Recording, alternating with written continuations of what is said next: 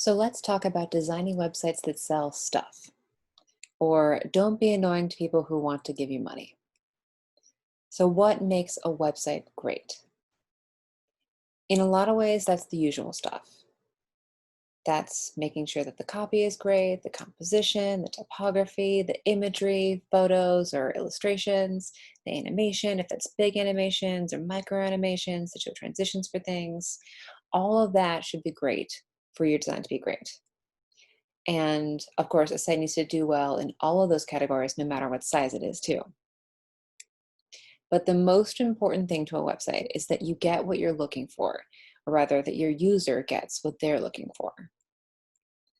When you go to Google, you want to look something up. That's really the main option. So you come here and there's no distractions. They know that the main reason you're coming to google.com is to search. So they made that very prominent. It's right here in the center. There's not a lot of distractions. There's some other things that you could do if you care about it, but most people they're coming right here. So it's very, very straightforward. Netflix, when you come here, you want to watch stuff. That's why they have that autoplay feature. They found that some people are annoyed by that. So they do have an option to get rid of that now, apparently.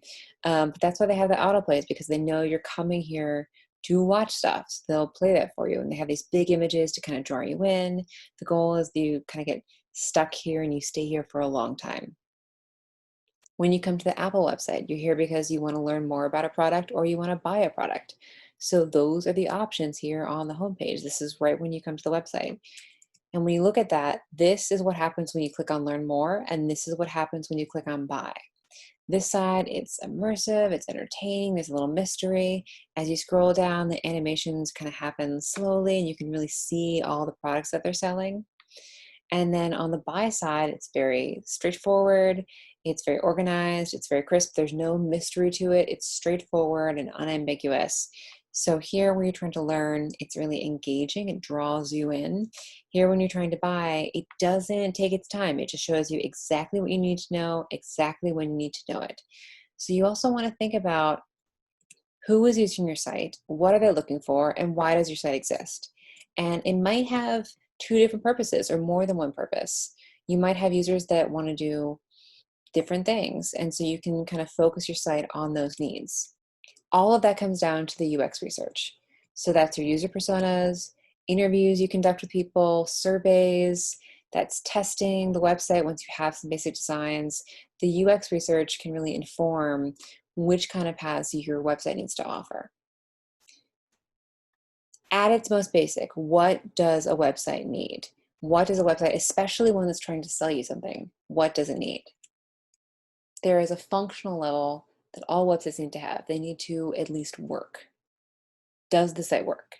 Can users find the information that they need? Do they get the information in the correct order? Do you ask for something before you've given them, why you need that information? Can they move easily from one step to the next? Is it easy for them to go through the checkout process? Are you providing the buttons they need? Is it easy to find those buttons?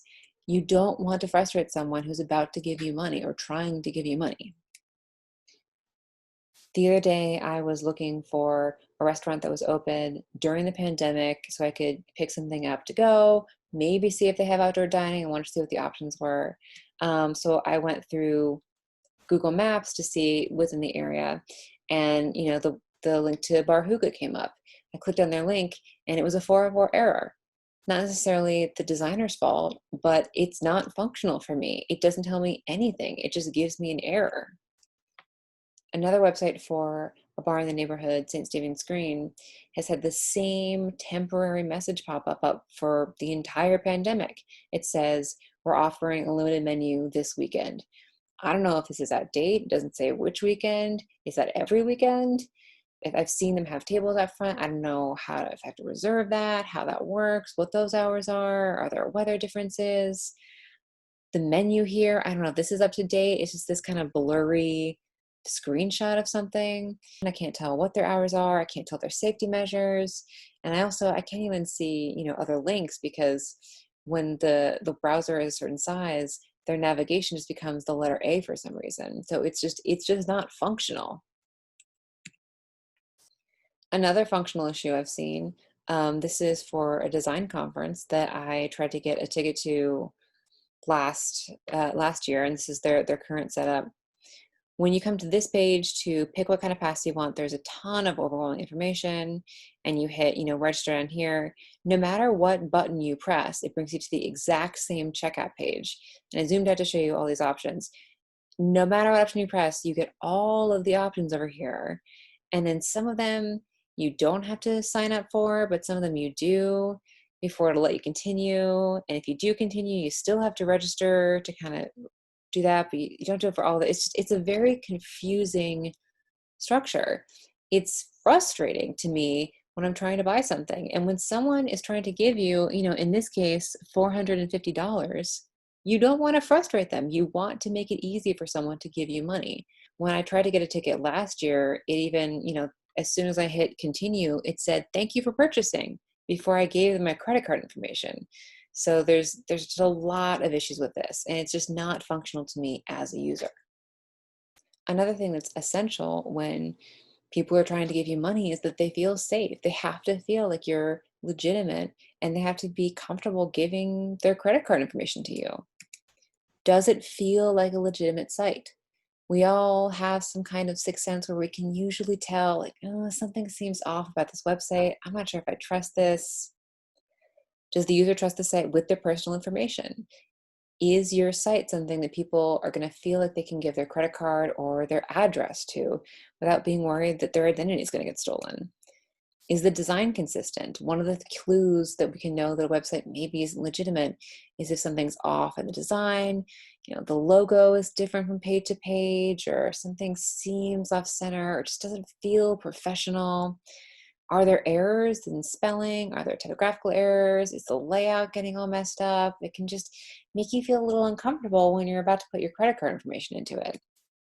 This is the legitimate website for a billing service that works through hospitals.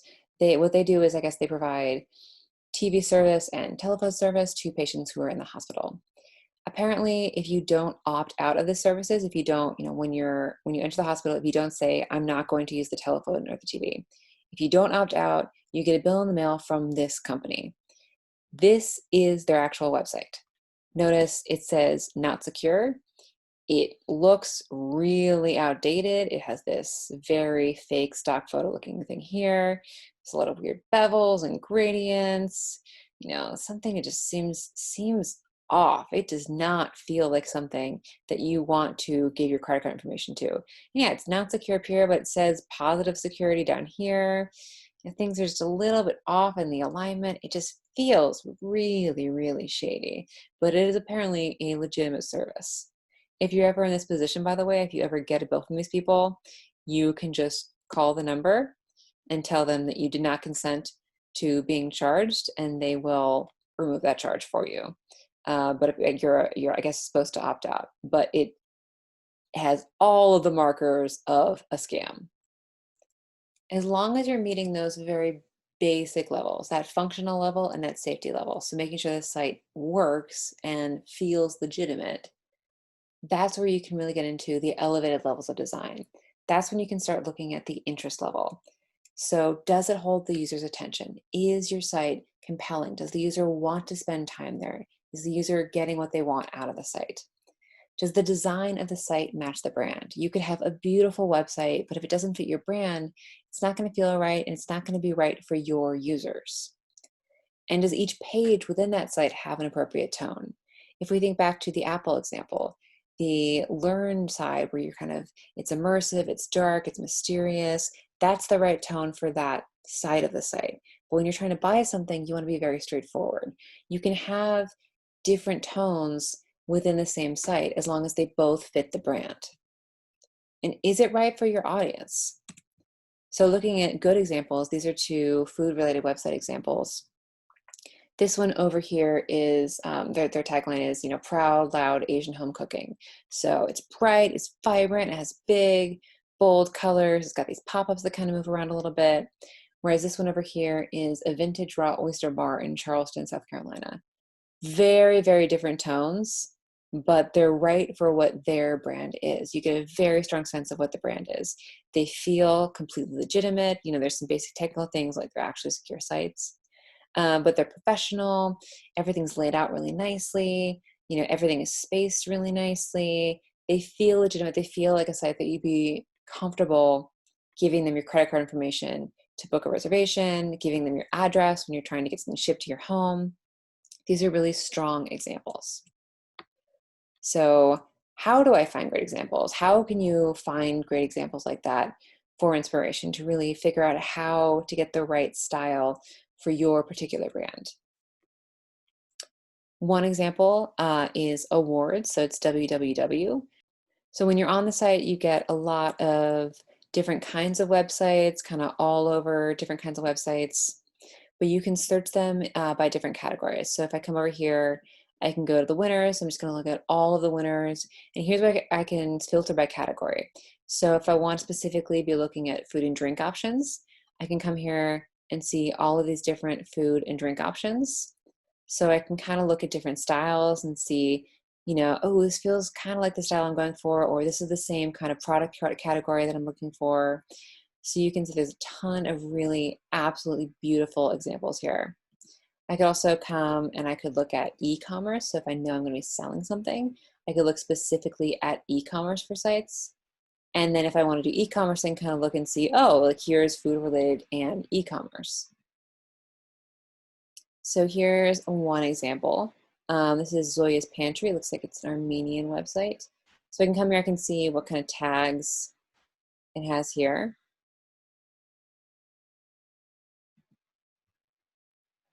If I click on the picture of that there, then I'm actually in the website. So I can see what the website looks like and how that's working. So I can see, okay, how the transitions are happening. There's these cute little micro animations. Scroll down here, they're selling products here, so maybe I want to see what it's like to add something to the bag. And again, there's these nice little animations. There's a little avocado that drop in. So I added that to the bag. Maybe I come up here and see, okay, so this is my bag. So it doesn't have a cart icon, but it's still up here, so I understand that this is where the cart is. And I can come down here and see what the checkout looks like. So I can then create an account. I could log in if I have a login. And come over here and see what other options would be. So I can really dig around and pretend that I am a user for this site. Take some time. Once you find a site, use it as if you're trying to complete a task. You're not just, usually coming to a website to say, oh, that looks pretty. You're coming here because you want to buy something. Another great inspirational source for websites is Webby Awards. So for those, you would want to look specifically at websites. So I can look at the winners here. And close all these pop-ups. But I can look at specifically websites. The Webby Awards is for everything on the web. That's podcasts, it's videos, it's advertising, all that stuff. You can specifically look at your websites. And then you can look at, say, food and drink. And here, like these are all the things in the food category that are award-winning websites. So you can see, let's look at this bakery here. And once we're in here, we can actually view the work. And so this is the website. So they got their little pandemic pop-up here. But you can see they've got like a little bit of an animation here. Scrolling down, they have products. They have these different kinds of cards to show corporate giving there.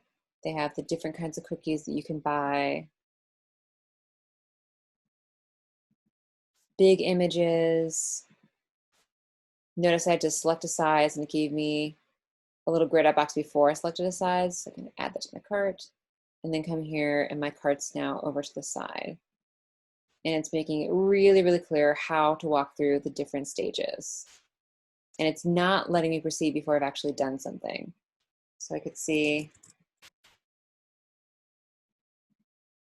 so I got my zip code here. Coming down here and I'm going to pick delivery date and then proceed to check out. And then here I have my full checkout page. So everything feels very legitimate, very, very straightforward process. And I found that one through the Webby Awards. If I go back with Webby Awards, I can also search by year. So this is specifically 2020, so that'll be the most up to date. But just for fun, if you're ever curious, you can go back as far as, I believe, 2005 for free. So if for some reason you want to look at websites from past years, I would stick, inspirationally, I would stick to most recent websites. But if you also just want to kind of play around, you can go all the way back to award-winning websites from, this one's from 2005. Another example is Admire the Web. So we can kind of scroll and see all these different examples. We can look specifically at different tags. And here in the tags, we can look at different kinds of categories. So for instance, we could look at specifically food websites. This is more examples of just great food websites. So we can look at like Sweet Magnolia Gelato Company. And that's got a link to the website. So I can see the way this animates in.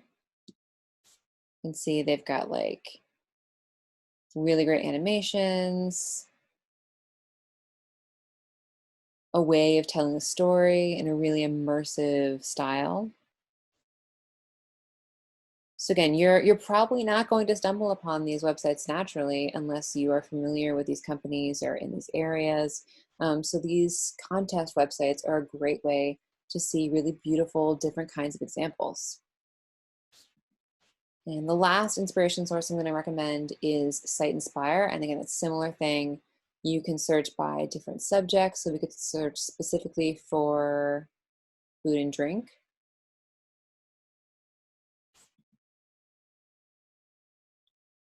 And then we can look at the website itself. So, am I 21 and older? And it's got this huge type. It's got a really interesting menu like over on the side. Again, not every website that you find that's inspirational is going to be the right aesthetic for you or the right aesthetic for your users, but there's a ton of different examples, so you can play around until you find something that is right.